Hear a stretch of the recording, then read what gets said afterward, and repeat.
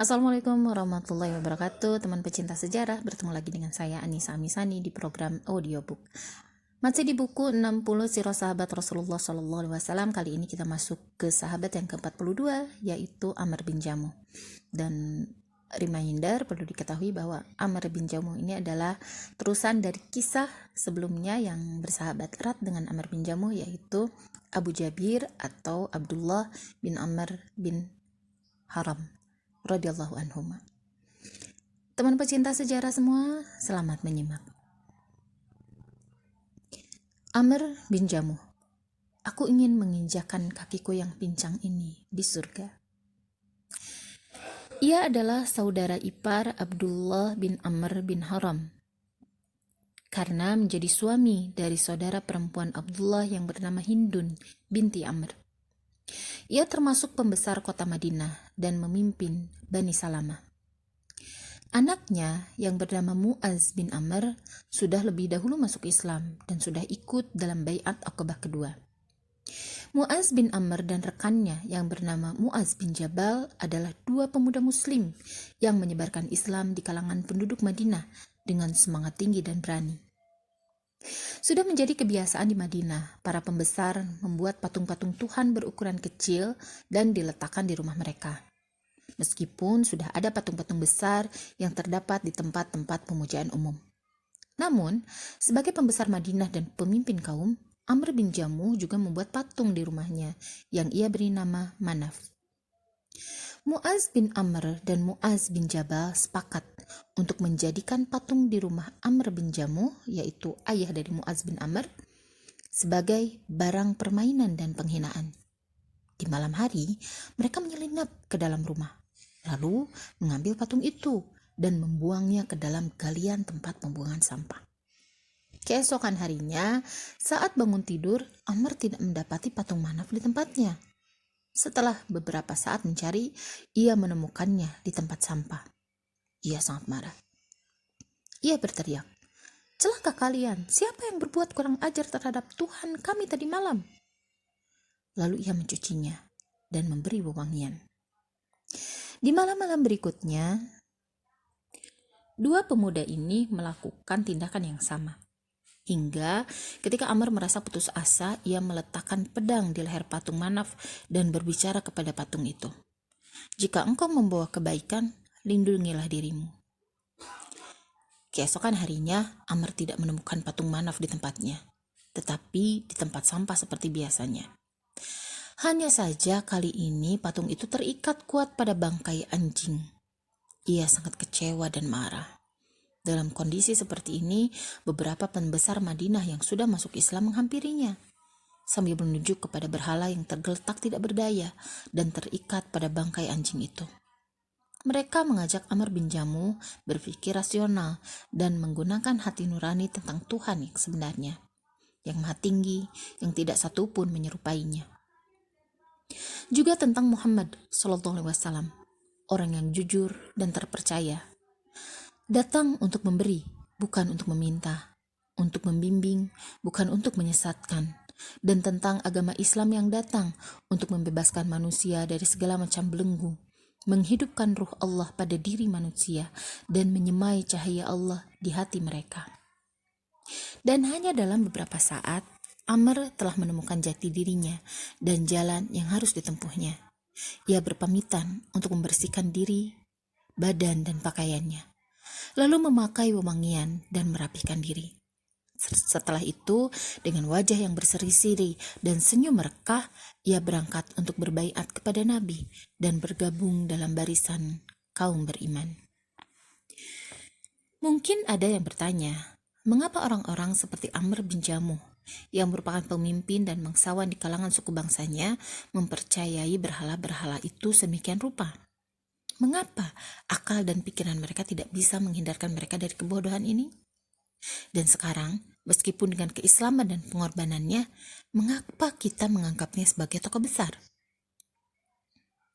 Di masa sekarang, pertanyaan seperti ini mudah saja muncul. Karena anak kecil pun tidak mungkin membuat patung kayu di rumahnya lalu menyembahnya. Akan tetapi, pada zaman dahulu, perasaan mereka lebih mendominasi. Mereka begitu saja mengikuti tradisi yang berlaku. Akal dan pikiran tidak bisa berbuat banyak. Lihatlah Athena pada masa kejayaan Pericles, Pythagoras, dan Socrates. Mereka mengalami kemajuan keilmuan yang amat pesat dan luar biasa. Namun, seluruh penduduknya, baik yang filsuf, pemimpin pemerintahan, maupun rakyat biasa, semuanya menyembah patung. Patung-patung yang dipahat dan mempercayainya sebagai tingkat yang sangat memalukan. Mempercayainya sampai tingkat yang sangat memalukan. Penyebabnya, kesadaran beragama tidak berjalan seiring dengan kemajuan akal dan pikiran. Amr bin Jamuh telah menyerahkan hati dan hidupnya kepada Allah, pengatur alam semesta. Meskipun sebelumnya ia pemurah dan dermawan, tetapi Islam telah melipat gandakan kedermawanannya hingga seluruh harta kekayaan diserahkan untuk kepentingan Islam dan rekan-rekan seperjuangan. Rasulullah SAW pernah bertanya kepada sekelompok orang dari Bani Salamah. Bani Salamah adalah kaum yang dipimpin oleh Amr bin Jamuh. Siapakah pemimpin kalian, hai Bani Salamah? Mereka menjawab, Al-Jad bin Qais. Meskipun ia kikir, Rasulullah bersabda, adakah penyakit yang lebih ganas dari kikir? Pemimpin kalian adalah si putih dan berambut keriting, Amr bin Jamuh. Rekomendasi dari Rasulullah ini merupakan penghargaan tinggi kepada Amr bin Jamuh. Seorang penyair Ansor bertutur, Amr bin Jamuh memimpin karena kedermawanannya. Dengan kebaikannya, ia pantas memimpin. Ia tidak pernah menolak orang yang meminta. Silakan ambil, itu katanya. Nanti harta itu akan kembali berlipat ganda. Sebagaimana ia begitu mudah mendermakan hartanya di jalan Allah, ia juga ingin mendermakan jiwa dan kehidupannya di jalan Allah. Tetapi, bagaimana caranya? Satu kakinya pincang, menyebabkannya tidak boleh ikut berperang. Ia memiliki 4 anak laki-laki, semuanya sudah masuk Islam. Semuanya pemberani bagi singa. Mereka tidak pernah absen dalam peperangan bersama Rasulullah. Mereka gigih dan gagah berani di medan laga. Di perang Badar, Amr sudah bersiap-siap untuk ikut perang. Namun anak-anaknya memohon kepada Nabi untuk menjelaskan kepada sang ayah agar ia tidak ikut berperang. Atau, kalau masih memaksa, mereka memohon agar Rasulullah mengeluarkan larangan berperang bagi sang ayah. Seperti yang mereka harapkan, Rasulullah menjelaskan kepada Amr bahwa Islam membebaskan dirinya dari kewajiban berjihad karena kakinya yang pincang itu. Akan tetapi, Amr tetap bersikeras ikut berjihad. Akhirnya Rasulullah mengeluarkan perintah agar Amr tetap berdiam di Madinah, tidak ikut berjihad. Dan bagi seorang muslim, taat pada perintah Nabi adalah satu ibadah. Ketika kaum muslimin bersiap-siap untuk menghadapi kaum kafir Quraisy di perang Uhud, Amr menghadap Nabi, minta diikut sertakan dalam perang. Ya Rasulullah, putra-putraku bermaksud hendak menghalangiku pergi berjihad bersamamu. Demi Allah, aku ingin menginjakan kakiku yang pincang ini di surga. Karena ia terus memaksa, akhirnya Nabi membolehkannya ikut berperang. Maka ia langsung mengambil peralatan perangnya dan bergabung dalam barisan pasukan Islam. Dengan suara mengibah, ia memohon kepada Allah, Ya Allah, berikan aku kesyahidan. Jangan kau kembalikan aku pada keluargaku. Perang Uhud pun dimulai. 2 pasukan saling menyerang. Amr bin Jamuh bersama keempat putranya merangsek maju, menebaskan pedang kepada tentara penyebar kesesatan dan kesyirikan. Di tengah pertarungan yang sengit itu, dengan langkah kaki berjingkat-jingkat karena pincang, tebasan pedang Amr merobohkan tentara musuh yang ada di depannya. Dengan tangan kanannya ia menebaskan pedang.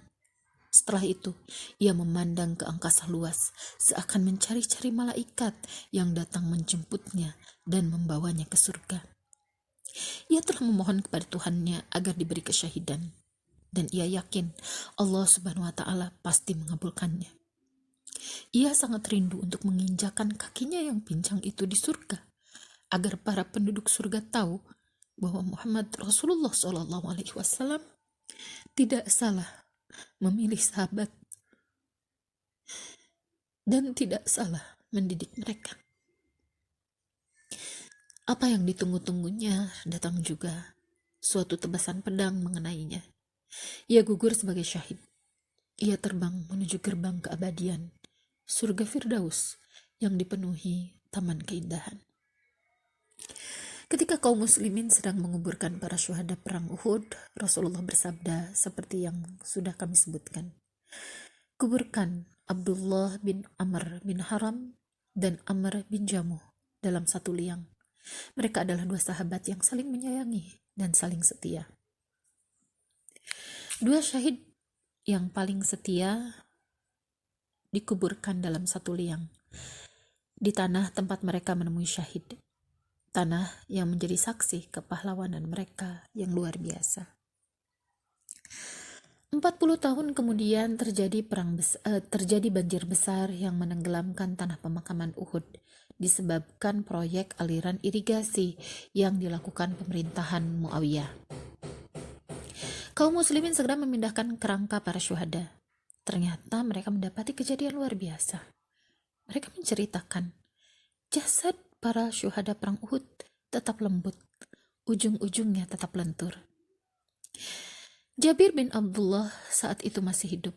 Bersama keluarganya ia bermaksud memindahkan kerangka sang ayah, yaitu Abdullah bin Amr bin Haram, dan kerangka suami bibinya, yaitu Amr bin Jamuh. Mereka mendapati keduanya di dalam liang kubur tetap utuh, seperti sedang tidur. Bibir keduanya masih menebarkan senyum kemenangan, seperti saat menyambut datangnya kesyahidan. Bagaimana bisa begitu? Tak ada yang perlu diherankan. Ruh yang mulia, bersih dan bertakwa yang mampu mengendalikan jalan hidupnya akan menjadikan raga tempat singgahnya memiliki ketahanan yang melindunginya dari kelapukan dan cacing tanah. Radhiyallahu anhuma Abu Jabir dan Amr bin Jamuh.